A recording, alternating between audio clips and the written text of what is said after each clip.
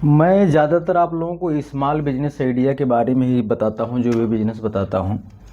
तो हम लोग इस पर एक प्रकार से हेडिंग डाल सकते हैं कि स्मॉल बिजनेस आइडिया।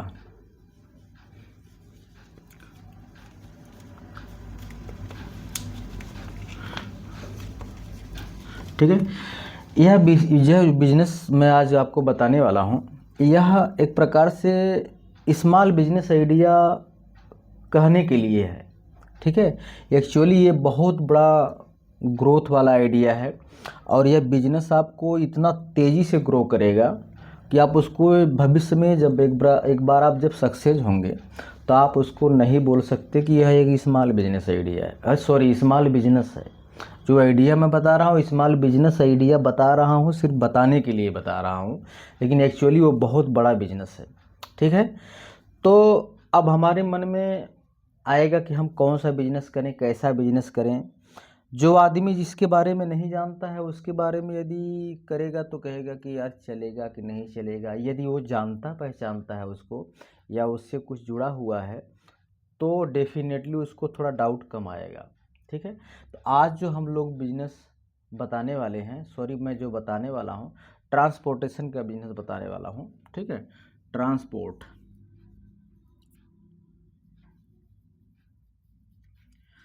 ट्रांसपोर्ट का ये जो बिजनेस है, मैं आपको नहीं कहूँगा कि आप तुरंत अपना ट्रांसपोर्ट खोल लो। ठीक है। ट्रांसपोर्ट खोलने के लिए थोड़ा ज़्यादा पैसे की ज़रूरत पड़ती है आपको। एक नहीं होता है कि एक बिजनेस चला हुआ होता है, आप उससे जब जुड़ोगे तो उससे जुड़ के पहले काम करना होता है, उसके नाम के साथ काम करो। ऑटोमेटिक जब आपका रास्ता खुल जाएगा तो आपका खुद का बिजनेस, मतलब उसी रास्ते पर चलोगे तो आप अपना ग्रो करते जाओगे, आपको मौका मिलेगा एक। यदि आप डायरेक्टली ज़्यादा इन्वेस्टमेंट करोगे, लॉस आ जाएगा तो लफड़ा हो जाएगा। आपको कुछ नहीं करना, सीधी साधारणतया मैं आपको समझा रहा हूँ, उसी प्रकार से आपको चलना है, पक्का आप सक्सेस हो जाएंगे। ठीक है। आप ये सोच रहे होंगे कि ये भाई बता रहे हैं ना, पता ये कैसे होंगे, क्या करते होंगे। तो एक्चुअली ये बिजनेस मेरा थोड़ा बहुत तो चल ही रहा है। थोड़ा बहुत क्या, मैं कई प्रकार का बिजनेस है, उसमें ये भी एक प्रकार का मेरा बिजनेस है, इसलिए इसका मेरे पास अनुभव थोड़ा है, इसके लिए आपको मैं बता रहा हूँ। ठीक है। आपको कुछ नहीं करना है, आपको एक छोटा सा वेस्कल लेना है, मतलब जैसे छोटा हाथी आप सुने होंगे। मैं तो आपको नया लेने की सलाह नहीं दूंगा, क्योंकि नया में आपको 4-5 लाख रुपये खर्चा करना पड़ेगा। मान लो EMI आपको बांधोगे तब भी लाख 1.5 लाख आपको भरना पड़ेगा। ठीक है।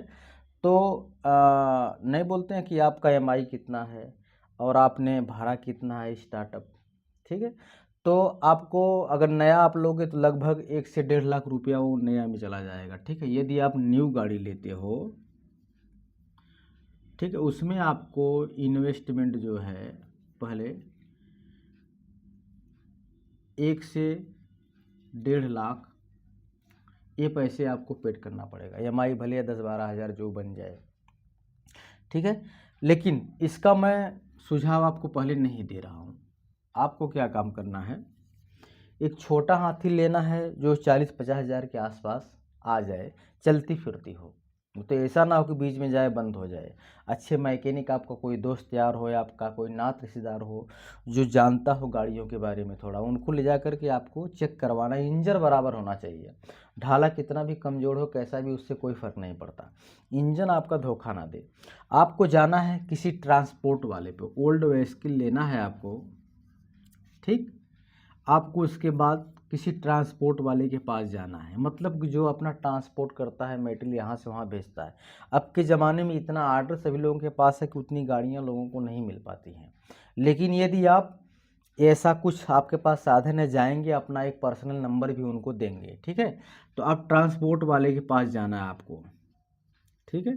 ट्रांसपोर्ट वाले के पास आप जाओगे, उससे मिलोगे, मिल करके उससे सारी बातें आपको करना है। आप अगर मान लो कि एक मैं जैसे कैलकुलेशन करना चाहता हूँ कितना आपको प्रॉफिट हो सकता है, उससे पुरानी गाड़ी से आपको कितना प्रॉफिट हो सकता है, उसके बारे में बात करते हैं। वो आपको मान लो कि जो भी देता है आपको एक दिन में, आप 1,000 रुपये ही आपको प्रॉफिट होता है। 1,000 रुपये पकड़ के चलो, आपको एक दिन का आपको 1,000 रुपये प्रॉफिट होता है। तो 1,000 रुपये जो आपको प्रॉफिट हुआ उसके हिसाब से महीने का कितना हो गया? 30,000 रुपये महीने हुआ। मंथ, 1 मंथ 30,000, ठीक, 30,000 रुपये। 30,000 रुपये आपका बचा ना। मैं EMI वाली बात ही नहीं कर रहा हूँ। आप अगर 50,000 जुगाड़ करके या 1,00,000 जुगाड़ करके ऐसी कोई पुरानी गाड़ी ले लेते हैं, 30,000 आपका ये प्रॉफिट होगा। यदि आप नई गाड़ी लेते हैं तो नई गाड़ी में क्या होगा कि आप 1,50,000 रुपये भरोगे, ठीक है। 1,50,000 रुपये भरने के बाद आपका महीने का EMI मान लो 15,000 रुपये आता है। आप जो अगर ये तब ये 30,000 मैं थोड़ा सा कम बताया हूँ, नई गाड़ी में थोड़ा काम नहीं आएगा, तो 40-45,000 के आसपास आएगा आपका महीने का। तो इसके हिसाब से आपका अगर 15-20,000 EMI चला जाता है, 10-15,000 रुपये आपका सेविंग होता है, तो कम होगा, लेकिन गाड़ी आपकी खुद नई रहेगी, चलेगी।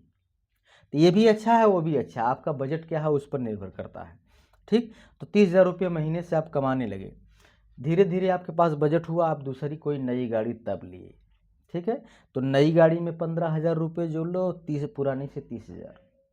आपको लगता होगा अरे यार हम तो पुरानी से ही 30,000 हैं, तो 15,000 उससे क्यों कमाएंगे? भाई एक दिन वो नई है तो जल्दी आप कवर कर लोगे तो वो ज़्यादा पैसे आपको देगी, और थोड़ा इसमें काम निकलेगा। ये मैं 30,000 15,000 इसमें या 10,000 में काट के बताया हूँ, उसका सर्विसिंग का चार्ज वो थोड़ा कम जाएगा उसमें। तो इस प्रकार से आप दूसरी गाड़ी ले सकते हैं, ठीक। आपने एक गाड़ी लिया, ओल्ड से चालू किया, पुरानी गाड़ी से, वो आपने फिर वापस न्यू गाड़ी लिया, ऐसे ऐसे करके गाड़ियों की संख्या आप बढ़ा सकते हो। हाँ, उसके बाद अपना खुद का एक ट्रांसपोर्ट ऑफिस खोल सकते हो, वहाँ आप बैठ सकते हो, आप ड्राइवर से चलवा सकते हो आप, ठीक है।